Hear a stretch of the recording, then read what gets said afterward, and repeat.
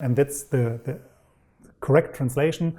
And I would be very happy if this video gets spread around far and wide, because it's an important thing. Everybody knows the Hetzer, and it's important that people know what Hetzer and hetzen actually means.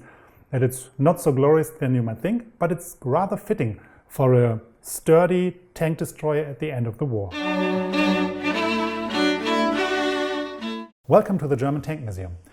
Everybody knows the name Hetzer, and most people know the meme Hetzer's gonna hetz, and people talk about the Hetzer constantly, but most people outside the community of German native speakers don't actually know what Hetzer means.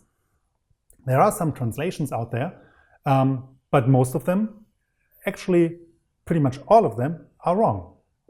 All translations that I saw out there. So I decided to take the time, make a little service video for you and explain what Hetzer in German actually means and how you can fittingly translate the name so that we can eradicate all wrong translations and all wrong metaphors which are associated with the wrong translations. Let's start. So, you know what a Hetzer is. A Hetzer is a Jagdpanzer 38T, a vehicle from the Second World War with the nickname Hetzer. If or if not this name was used during the war, spoiler, it wasn't, just minimally. It's not so important here. More important is, what does the word Hetzer actually mean? So Hetzer is a German noun based on the verb hetzen. Hetzer is a person, a thing, an animal who does the actual hetzen. Hetzen is a word that primarily comes from the hunting, from the realm of hunting, from the sports of hunting. And it means a special hunting technique, a special form of hunting. It's called Hetzjagd in German, so hetz, hunt. So if you translate Hetzjagd via Wikipedia, you get an entry that's pretty much spot on about what hetzen is, so I want to read it to you. Persistence hunting, sometimes called endurance hunting, is a hunting technique in which hunters, who may be slower than their prey over short distances, use a combination of running, walking and trekking to pursue prey until it's fatigued or overheated. A persistence runner must be able to run a long distance over an extended period of time. The strategy is used by a variety of canids, such as African wild dogs, and by human hunter-gatherers. Quote end. So there you have it. Persistence hunting, hetzen, being a hetzer, is not about overwhelming your prey with mobility, agility or strength. It's about relentlessly pursuing your prey until it breaks down, overheated, fatigued, and you can overwhelm it. That's what hetzen is. It's not very glorious, but it's a, as the Wikipedia said, it's an age-old principle that works like a charm.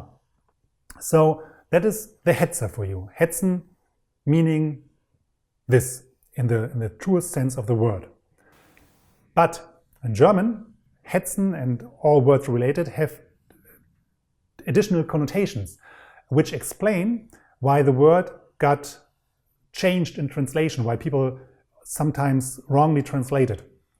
Sometimes it's translated as chaser, but this, as I said, from the hunting point of view, not very correct, because chasing is high speed, or as the Wikipedia says, pursuit predation, if you're using your own overwhelming mobility to catch up to the prey and overwhelm it. That's not the case in the Hetzer case, but it makes sense, because in the German language, the word hetzen and Hetzer was connotated, for example, with the feeling of being, I put in English, of being hetzt, of gehetzt sein in German. So if you have a very busy day, if you have appointment after appointment, if you have much to do and you are stressed out and nervous, in German you can say you are gehetzt. This has a connotation of rushing, of speed, of getting things done because you have to, but it's actually a wrong metaphor, because being gehetzt is of course passive. It's from the view of the prey. You are the prey that is being hetzt, so to say. So it makes sense that the connotation of speediness is wrongly attached during the translation. So no chasing, no speed here. Another German connotation for hetzen is a political one.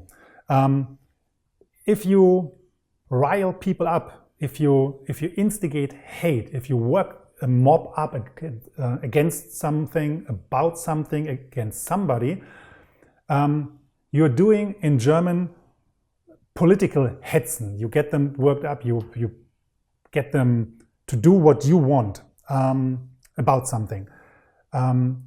Again, yes, this is connotated with original hetzen because you relentlessly work on your prey, in this case the political people you want to influence, but it leads to another goal, to another aim, because in the case of the political hetzen, you want to make the people in the mob part of your team. You don't want to kill them. So yes, Hetzer can be translated with a beta, which is the English political Hetzer, but it's not the correct translation for the vehicle, for the Hetzer of the Second World War, because the Hetzer in the Second World War is with no doubt actually meant in the hunting sense. So beta, if you look at the list on a dictionary in the internet, yes, it will pop up, but it's wrong because it's strictly metaphorical. Yeah, the correct translation, so to say, as far as I know, would be persistence hunter or endurance hunter.